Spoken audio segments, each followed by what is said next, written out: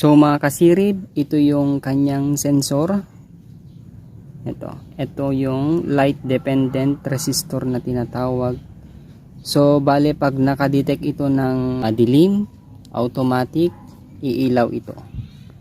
And vice versa, pag nakadetect naman ito ng liwanag, off naman itong bulb. Subukan natin mga kasirib.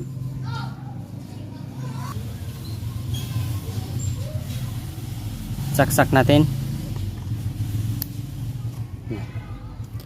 Takpan natin yung light dependent resistor nya. Yan. Nailaw. Yan. Pag madilim, iilaw siya automatically.